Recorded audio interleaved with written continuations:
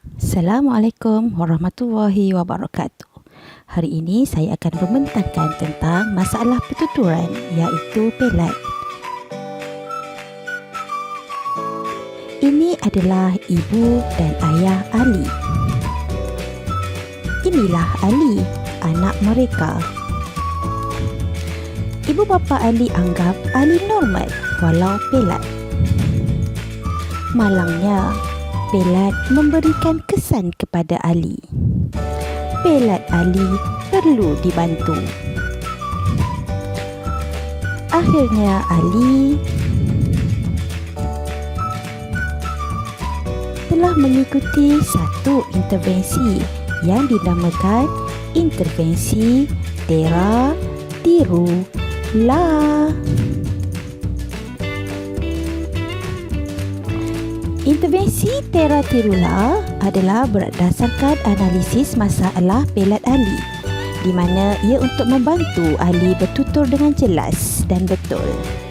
Warna lampu isyarat digunakan sebagai petunjuk bagi langkah 1, iaitu Tera berwarna merah. Setelah itu, langkah 2 berwarna kuning, iaitu Tiru, dan seterusnya langkah 3 berwarna hijau, La, sebelum Ali mengikuti pendekatan, pengajaran dan pembelajaran. Tera berasal daripada perkataan terapi pertuturan. Ia berwarna merah menunjukkan Ali perlu menjalani terapi pertuturan terlebih dahulu. Terapi pertuturan terbahagi kepada 2, iaitu menggunakan alatan dan terapi pertuturan tanpa alatan. Terapi pertuturan menggunakan alatan seperti meniup belon, whistle dan peniup hari jadi, meniup lilin yang menyala, tiup tetapi apinya tidak padam ya, tiup bola pingpong atau tiup kertas dalam bekas berisi air, tiup atau sedut straw dalam cawan berisi air, tiup kertas untuk keluarkan bunyi seperti whistle, dan permainan hand puppet, finger puppet atau echo microphone. Mari kita lihat bermain buih. Kemahiran yang dapat Ali alami adalah fokus pada bubble, iaitu kebolehan pergerakan fokus pada sesuatu objek. Selain itu, Ali boleh mengejar bubble dengan mata, bermaksud mengawal koordinasi mata. Selain itu, sebelum bermain bubble, Ali perlu masukkan straw di dalam botol. Itu adalah kemahiran koordinasi mata dan tangan. Dan apabila Ali memecahkan bubble dengan tangan pula, itu juga menunjukkan koordinasi mata dengan tangan.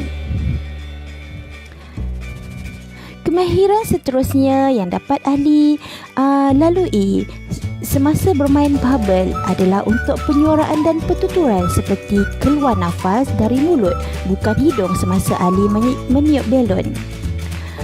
Apabila Ali menahan straw dengan mulut dan bukan gigi, itu juga adalah untuk pertuturan otot mulut.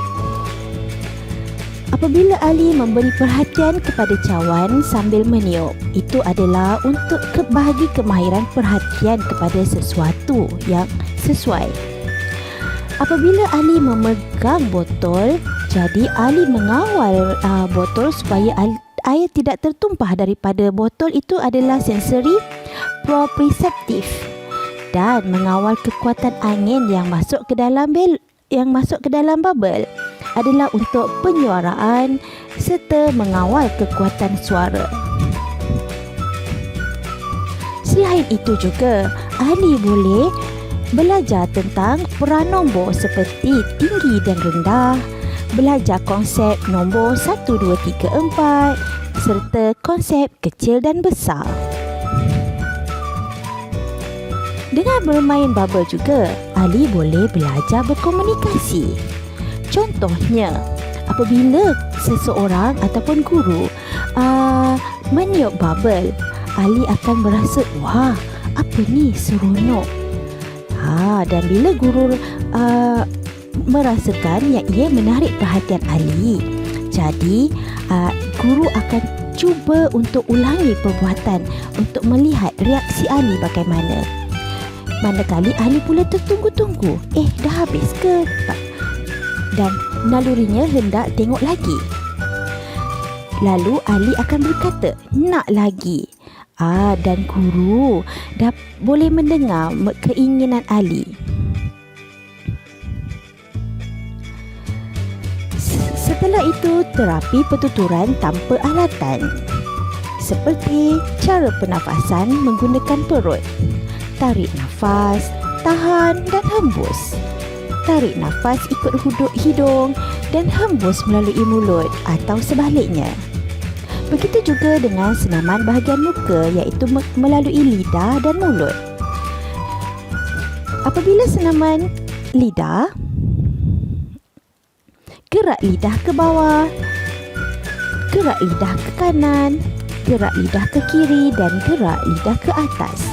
Dengan mulut pula, buka mulut seluas mungkin. Tutup mulut, buka dan tutup mulut perlahan, buka dan tutup mulut dari perlahan ke laju.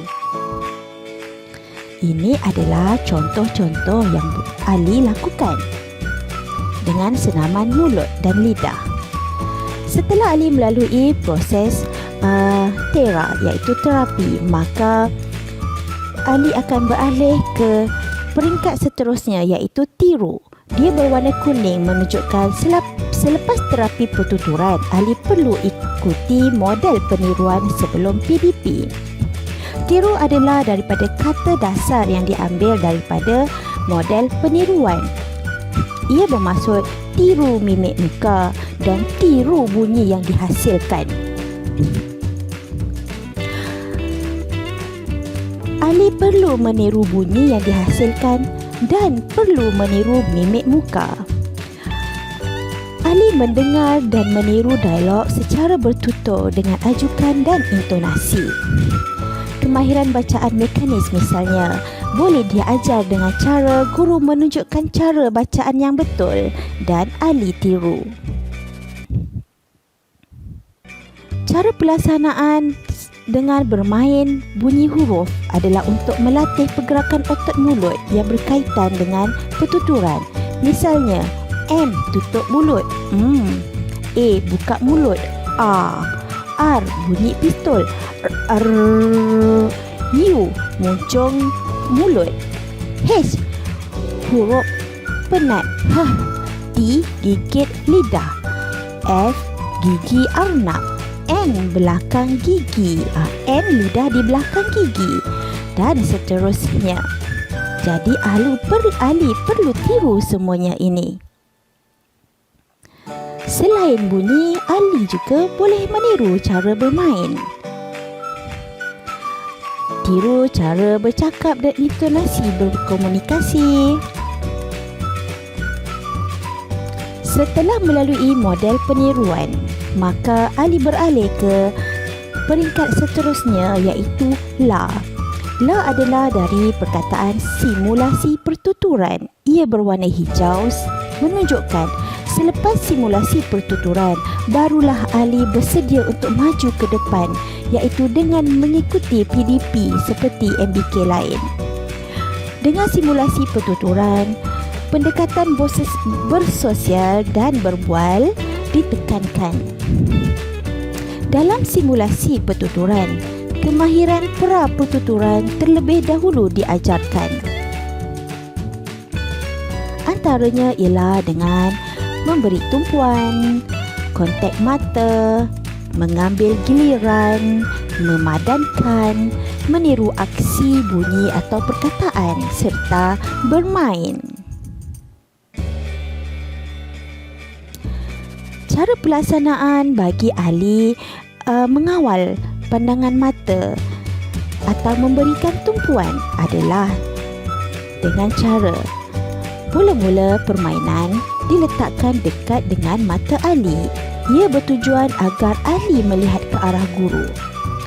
Seterusnya, jika Ali tidak beri perhatian, berhenti seketika dan panggil namanya sebelum memulakan aktiviti. Berhenti sebelum Ali penat. Berikan ganjaran apabila Ali berjaya. Kemudian, simulasi pertuturan didedahkan melalui kemahiran sosial menggunakan pendekatan berbual.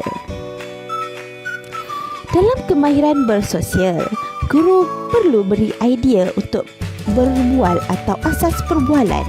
Contoh, mulakan dengan sapaan. Hai Ali, buat apa tu? Seterusnya, topik perbualan. Apakah warna kegemaran Ali? Cikgu suka warna biru. Dan bergile-gile berbual. Cikgu suka kartun Mickey. Ali pula. Dan hentikan perbualan dengan berhemah. Seronok cikgu berbual dengan Ali. Lain kali kita sambung lagi ya. Baiklah, itulah saja persembahan daripada saya untuk subjek PKUK 2013P bagi PITO 2020. Pensyarahnya ialah Encik Muhammad Israfi bin Sayuti dan bin Sayati dan saya, Siti Asia Razi. Terima dengan kasih.